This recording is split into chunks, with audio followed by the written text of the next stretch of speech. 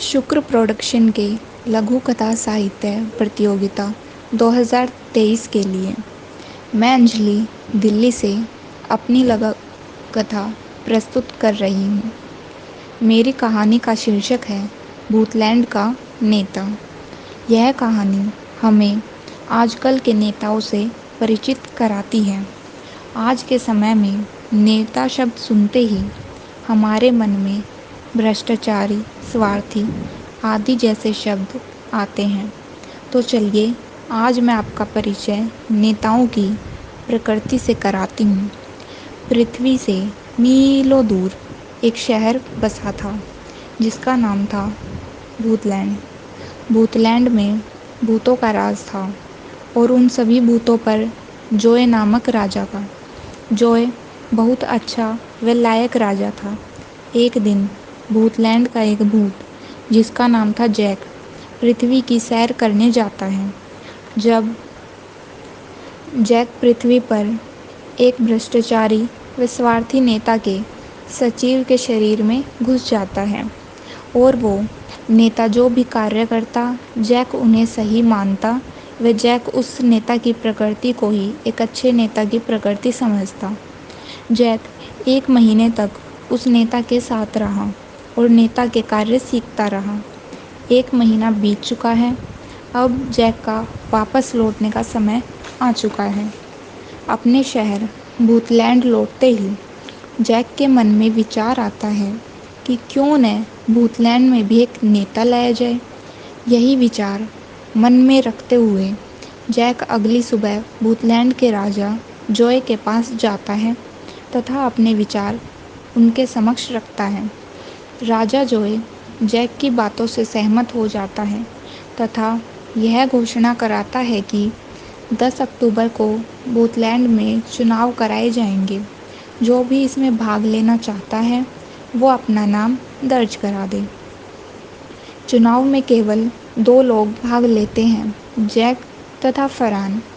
फरहान एक अच्छा व ईमानदार भूत है।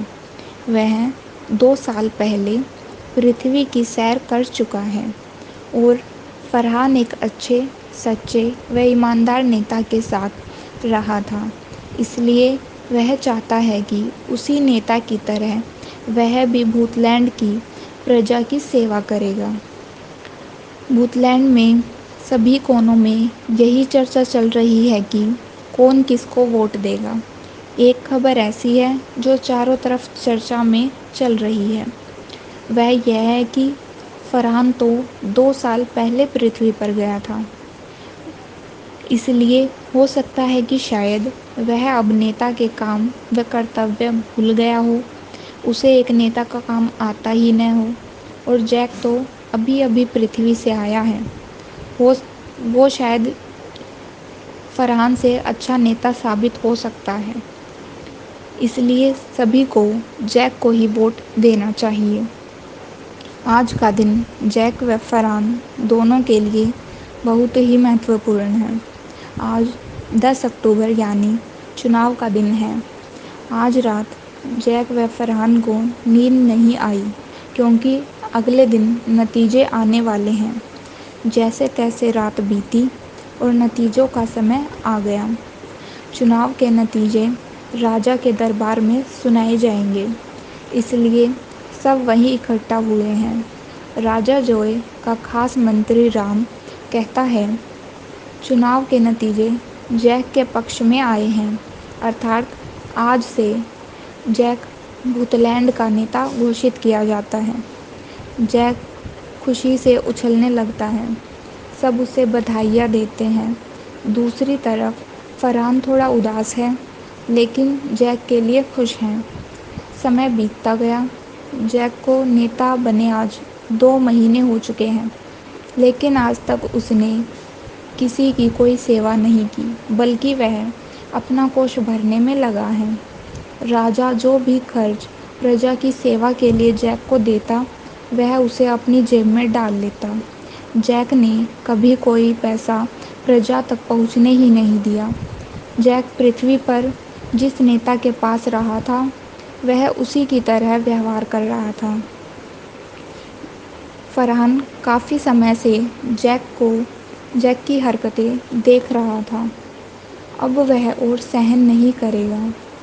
फरहान सोच लेता है कि वह राजा के पास जाएगा और न्याय की मांग करेगा।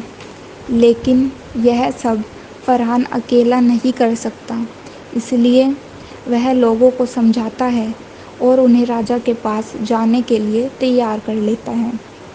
सभी लोग मिलकर राजा के पास जाते हैं और कहते हैं कि महाराज, जैक कोई भी काम नहीं कर रहा है। हम सभी उससे परेशान हैं। कृपया इसका कोई हल निकालें।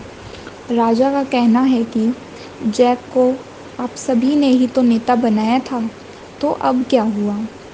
फिर फरहान व जनता मिलकर राजा को समझाते हैं तथा नेता बदलने की मांग करते हैं।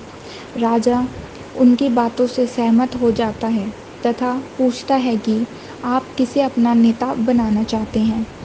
सभी लोग फरहान का नाम ज़ोरों से लेते हैं। एक नेता के कर्तव्यों व जिम्मेदारियों का पालन न करने के कारण राजा ने जैक को नेता के पद से हटा दिया तथा फरहान को नया नेता घोषित कर दिया। फरहान एक नेता की जिम्मेदारियों व कर्तव्यों को अच्छे से व सच्चे मन के साथ पूरा करता है, जैसे कि उसने पृथ्वी वाले नेता से सीखा था। धन्यवाद।